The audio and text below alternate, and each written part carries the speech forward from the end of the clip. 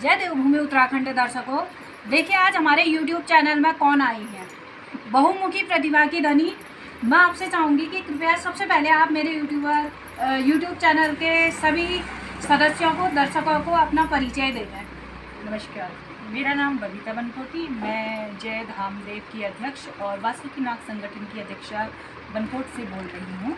बनकोट में मेरा घर है, बनकोट में मैं रहती हूँ। वहाँ मैं एक छोटा सा एक व्यवसाय की ये जो है मसाला यूनिट चलाती हूँ, जिसमें मैं कई प्रकार के मसाले शुद्ध आपको प्राप्त होंगे, जहाँ पर हम कई किस्म के मसाले बनाए जाते हैं, जिसमें हम घर से कच्चा उत्पाद लेते हैं। हल्दी हो गया, मिर्च, जीरा, धनिया, फिर उनका अच्छे से उनका साफ़ सफाई करके और उनको घरेलू उत्पादों में विभिन्न प्रकार के मसालों में तब्दील करके उनको हम शुद्धता के हिसाब से लोगों को वो करते हैं। और हमारी पैकेजिंग बेस्ट रहती है।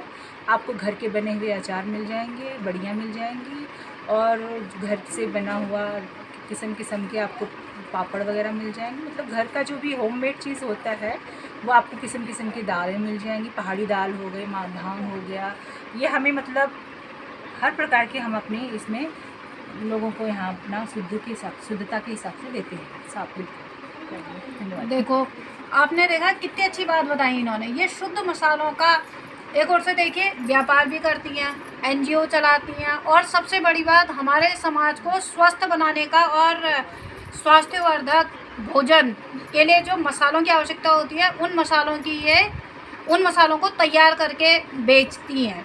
और उससे पहले कितने लोगों को रोज़गार मिलता होगा, सोचो।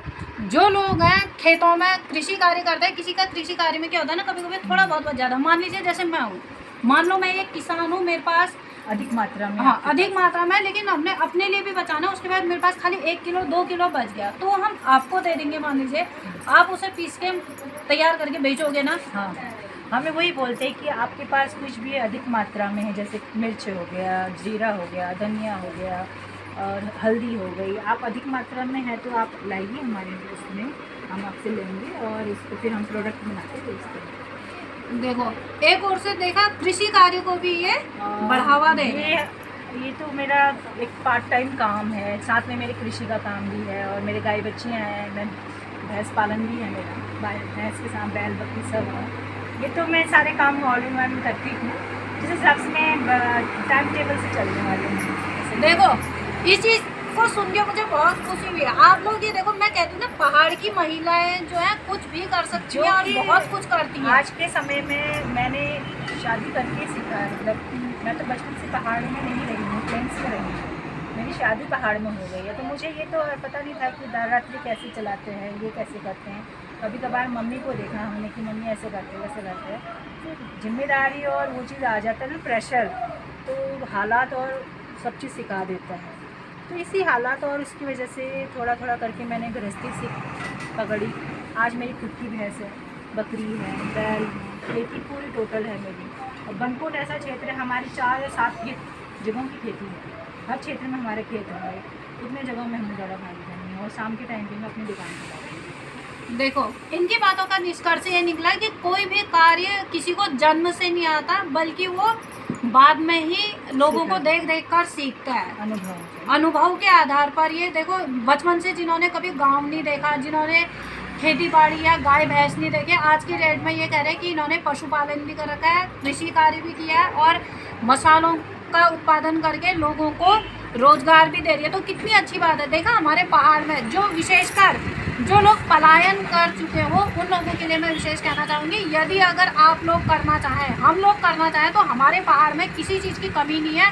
बस इच्छा शक्ति होनी चाहिए कि हमें इच्छा शक्ति हो कि हमें कुछ करना है, आगे बढ़ना है, तो हम आगे बढ़ सकते हैं। तो आपसे मिलकर मुझे बहुत अच्छा लगा। आप ये बताइए, कुछ हमारी ग्रामीण महिलाएं, हमारे जो दर्शक, विशेषकर जो पलायन कर चुके लोग हैं ना, जैसे कहते हैं कि अरे बच्चों को हमने स्कूल पढ़ाना है तो हम वहाँ जा रहे हैं, या अरे आजकल तो खेती होती नहीं है, जो पशु होते हैं, जंगली जानवर होते हैं, किसी को हानि पहुँचा देते हैं, तो क्या लाभ है। तो उन लोगों के लिए आप 2-4 कुछ शब्द कहेंगी प्रेरणादायी।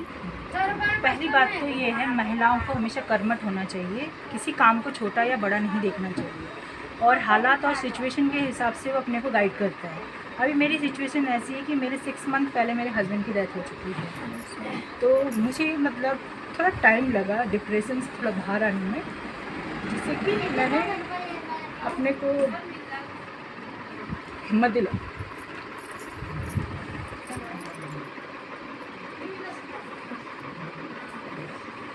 बच्चों को पालना है, पोसना है, बड़ा करना है, इसलिए मैंने खुद से काम शुरू करने का प्रयास किया है।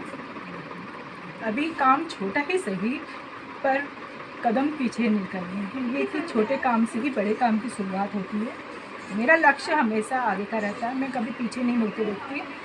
और पहले तो मैं पहाड़ी तक नहीं जानती थी, फिर मैंने धीरे धीरे पहाड़ी बोलना सीखा। अब तो मैं जो लैंग्वेज में मुझसे जो बात करता है मैं प्रॉपर उनसे वही बात करती हूँ। जैसा देश वैसा भेज रहता है मेरा। मैं अपने हस्बैंड की वजह से 5 साल तक संघर्ष में रही, उनको अकेले लाना ले जाना। एम्स जैसे हॉस्पिटल दिल्ली में मैंने उनका ट्रीटमेंट कराया। इस बीच वो 2023 दिसंबर में हमें छोड़ के चले गए हैं। सॉरी आपको रुला दिया वो। कोई नहीं, अब इंसान भावुक हो ही जाता है। देखो, सबसे बड़ा जोड़ा, सबसे अच्छा साथी होता है हमारा जीवन साथी। और जब किसी का जीवन साथी साथ छोड़ के चले जाता है ना, तो इंसान टूट जाता है। और ऐसे माहौल में भी जो महिला टूटे ना, बल्कि आगे बढ़े और दूसरे लोगों के लिए भी एक प्रेरणादायी स्रोत बने, वैसी महिला है बबीता जी। और आप लोग भी देखिए, एक अकेली महिला इतना संघर्ष अगर कर सकती है, इतना आगे बढ़ने के अपने सपने को पूरा कर सकती है, लोगों के लिए एक प्रेरणादायी स्रोत बन सकती है, तो भगवान की दया से जिनका जोड़ा अभी सही सलामत है, मैं उन लोगों से कहना चाहूँगी कि ठीक है, रोज़गार के लिए अगर कोई पुरुष वर्ग बाहर गए हैं कोई बात नहीं, उनके क्योंकि घर की भी जिम्मेदारी होती है, लेकिन महिलाओं से चाहूँगी कि वह अपने गांव में आकर, अपने पहाड़ों में आकर रोज़गार कर सकते हो।